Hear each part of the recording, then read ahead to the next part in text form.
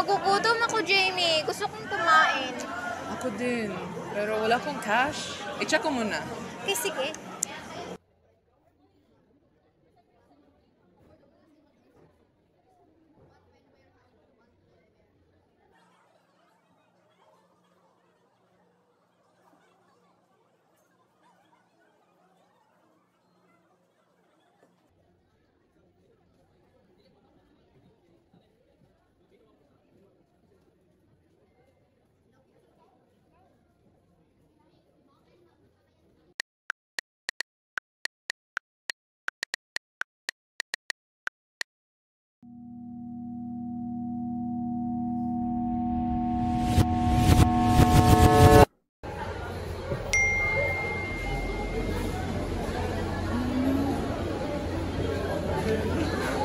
Michelle, may tao sumubok lang mag-hack sa aking bank account. Ha? Paano nangyari yun? Di ba nag-check ka lang ng bank account mo?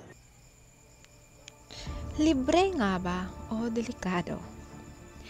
Sa bawat kanto ng mall, cafe, sa universidad, may libreng wifi. Isang click lang, connect agad. Pero tandaan, ang libre, kadalasan may kaakibat na panganib. Ang public wifi ay open network.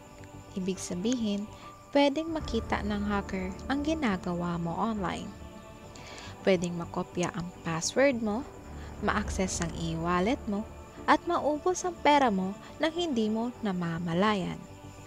Kaya, iwasan ang pag-login sa e-wallet at online banking, pagbukas ng email at social media, at pag-click ng mga kaduda-dudang links o mensahe sa online. At gawin ito para maging ligtas.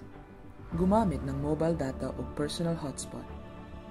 I-on ang two-factor authentication. Gumamit ng strong passwords. Libre ang Wi-Fi, pero kapag naloko ka, mahal ang kapalit. Maging alerto, maging ligtas. Piliin ang tamang connection. Isang paalala mula sa Phil 215.